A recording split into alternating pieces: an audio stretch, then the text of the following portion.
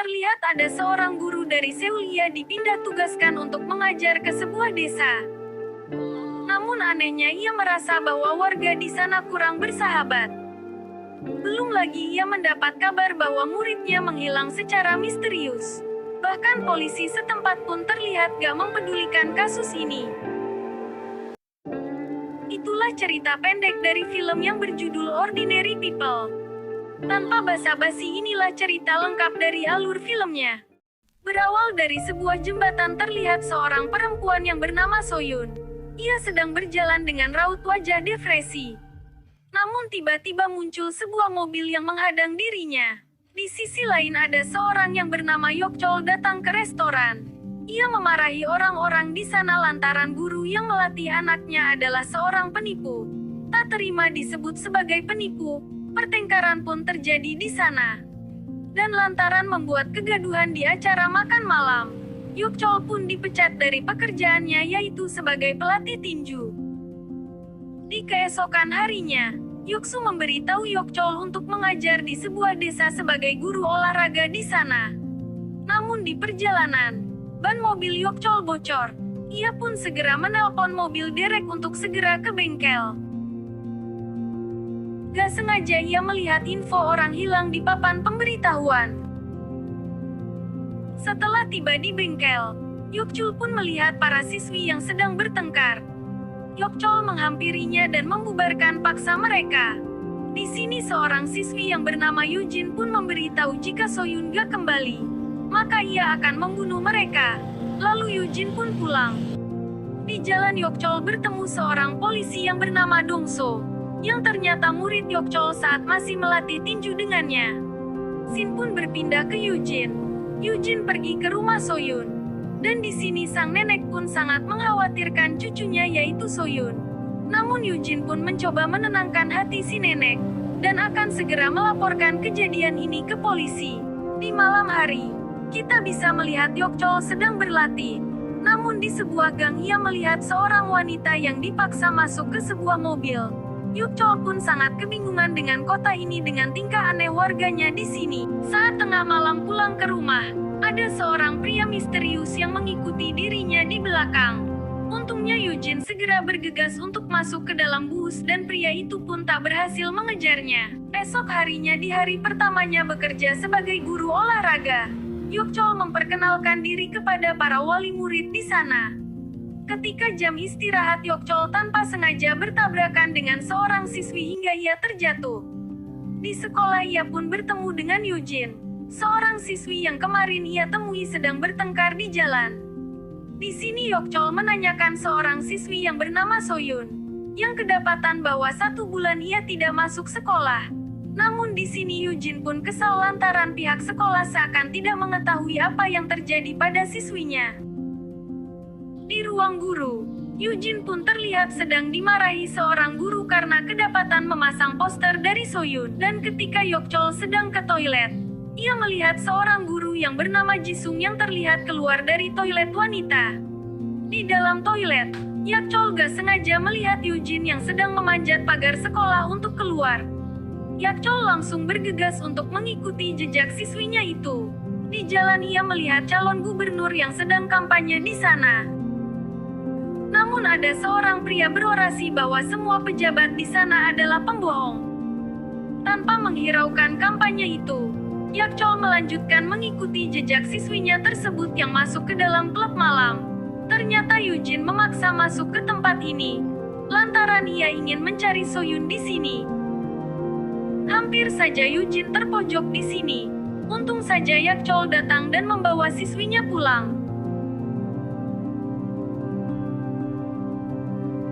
Di luar klub, Yokchol dihampiri seorang wanita di sini. Dan Yujin pun menanyakan keberadaan Soyun. Dan si wanita pun menjawab jika ingin mengetahui informasi selanjutnya, silakan menemui Madam di Seoul. Di mobil Yujin bicara pada Yokchol bahwa dirinya akan terus mencari keberadaan Soyun. Di sini Yokchol berkata bahwa ia akan melaporkan kasus ini pada polisi, karena ia punya teman yang menjadi polisi di kota ini. Di sisi lain, pria yang bernama Sokwang sedang menjamu seorang detektif di bar. agar polisi gak ikut campur dengan bisnis yang ia jalankan. Saat perjalanan pulang, ternyata ada sebuah mobil yang mengikuti Eugene di belakang. Dan tiba-tiba ada seorang pria yang menyekap Eugene dari belakang. Di saat Yakchol belum jauh dari tempat Eugene, ia pun melihat ada ponsel Eugene yang tertinggal di dalam mobilnya. Yakchol pun langsung kembali untuk memberikannya pada Eugene. Tapi gak disangka-sangka, ketika di jalan ia melihat siswinya yang tergeletak di jalanan, akibat ulah pria yang berniat jahat terhadapnya. Yakchol pun bergegas membawa siswinya itu ke rumah sakit, dan di sana ada detektif yang datang dan berkata akan menelusuri kasus ini. Di rumah sakit, Yakchol bertemu dengan Dongso.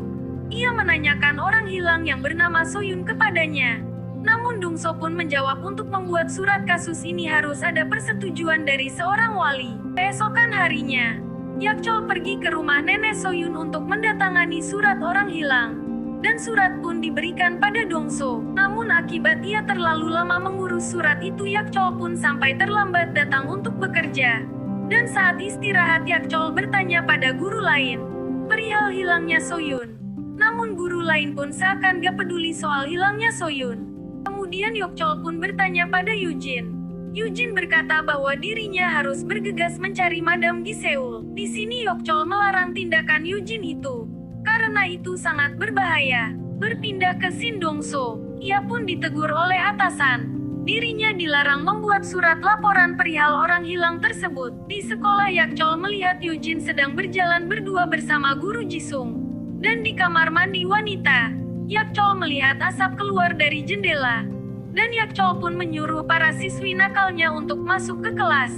Namun di toilet, Yakchol melihat ada sebuah kamera yang dipasang tersembunyi di sini. Yakchol pun bergegas memberitahu atasan perihal adanya kamera itu. Namun atasan malah memarahinya akibat tindakan dia melapor polisi perihal kasus hilangnya Soyun. Namun Yakchol penasaran dengan isi rekaman kamera itu. Ketika diputar, ia pun terkejut ternyata guru Jisunglah yang memasang kamera itu. Yakchol pun bergegas untuk ke meja kerja Jisung. Dan ketika ia mencek laptop Jisung, Yakchol pun kaget. Ternyata di sana muncul percakapan antara Jisung dan Soyun. Dan pesan terbaru di percakapan itu, ketika Jisung hendak menjemput Eugene. Karena dirasa gak baik-baik saja, Yakchol pun bergegas mencari Eugene. Ia juga menelpon Dongso namun Dongso tidak bisa menjawabnya, lantaran ia sedang dimarahi atasannya. Di dalam mobil Eugene bertanya soal keberadaan Soyun kepada Jisung. Dan sesaat ketika ponsel Eugene berdering karena ditelepon Yakchol, tiba-tiba Eugene pun dipukul oleh Jisung. Eugene pun disekap di sebuah ruangan. Dan di ruangan itu, Eugene melihat ponsel milik Soyun di sana. Tanpa membutuhkan waktu lama, Yakchol pun datang ke rumah Jisung. Jisung pun dihajar habis-habisan. Jisung pun meminta maaf. Namun saat ditanya soal keberadaan Soyun, Jisung pun menjawab bahwa ia hanya mengantarkannya saja ke suatu tempat. Namun ketika ia kembali, Soyun pun menghilang dengan meninggalkan ponselnya di toilet. Jisung pun dibawa untuk keterangan lebih lanjut.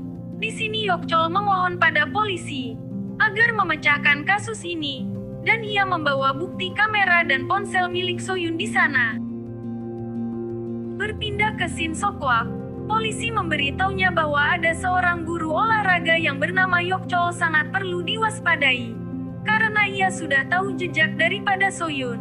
Sokwak pun langsung memberitahu Gubernur Kim atas masalah itu. Ia pun segera meminta bawahannya itu untuk segera menyelesaikan masalahnya. Keesokan harinya, Yakchol pun dipanggil ke ruangan oleh Gubernur Kim. Di sana Kim mengeluarkan surat pemecatan padahal Yakchol gak melakukan kesalahan sama sekali. Yakchol pun sangat curiga dengan tingkah laku seorang calon pemimpin di sini. Saat termenung di balkon rumah, Yakchol pun mendengar kabar dari Dongso perihal keberadaan Soyun. Dan saat sampai di tempat kejadian, alangkah terkejutnya bahwa ada mayat wanita di bawah jembatan.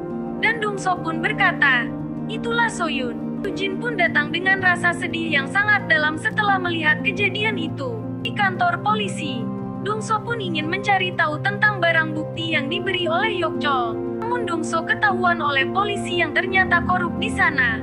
Yeokchol dan Eugene pun pergi ke rumah sakit untuk menjenguk neneknya Soyun yang sakit akibat memikirkan cucunya yang gak pulang ke rumah. Dongso pun menghubungi Yeokchul yang sedang di rumah sakit, perihal Soyun yang berkomunikasi dengan Madam Giseul di percakapan ponselnya. Namun ketika pembicaraan berlangsung, tiba-tiba Dongso dipukul hingga pingsan lalu mereka mengambil ponselnya. Yeokchol pun berpamitan pada Eugene, dan ternyata ia keluar pergi ke klub tersebut dengan niat menemui Madam Giseul. Setelah menemui Madam Giseul, Yeokchol pun menanyakan mengenai kasus yang menimpa Soyun. Dan ia menjawab dulu Soyun adalah seorang budak seks yang akan dijadikan pemuas nafsu komisaris polisi setempat. Namun Soyun berhasil kabur melarikan diri. Gak berlangsung lama, anak buah Sokwak pun datang dan mengepung tempat ini, berniat untuk menghabisi Yeokchol. Tapi masalah sekecil ini bagi Yeokchol sangat mudah untuk diatasi. Yeokchol pun menggali informasi soal kasus Soyun dan ia baru tahu bahwa Jisung adalah anak dari Gubernur Kim. Yeokchol pun bergegas untuk menemui Eugene. Di perjalanan, ia ditelepon oleh Dongso perihal Jisung sudah dibebaskan semalam. Dan benar saja Eugene pun dalam bahaya di sini. Flashback dari pembunuhan Soyun ternyata dalang dari semua ini yaitu Jisung dan Gubernur Kim.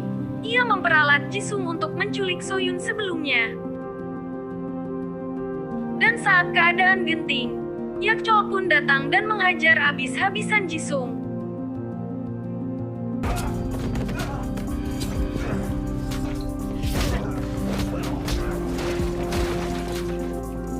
Ia berhasil sampai ke rumah ini berkat informasi dari Dongso.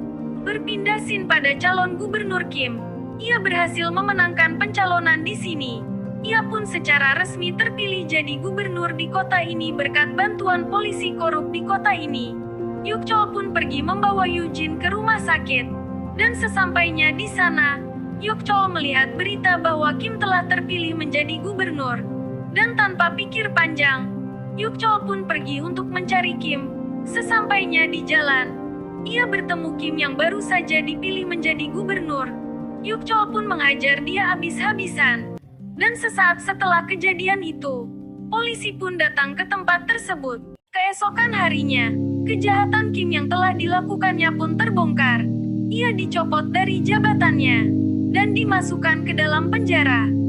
Lalu Yeokchol berpamitan kepada Eugene sebelum pulang ke kota asalnya. Kemudian di jalan Yeokchol bisa melihat poster Soyun yang dihapus, karena dalang dari semua ini telah terungkap. Soyun pun bisa tenang di alam sana, dan cerita pun selesai. Terima kasih banyak buat yang udah menyempatkan waktu untuk melihat video ini. Dan pelajaran yang bisa dipetik dari video ini adalah, tetaplah jadi orang baik. Kami undur diri. Mohon maaf dan sampai jumpa di video berikutnya. Wassalamualaikum warahmatullahi wabarakatuh.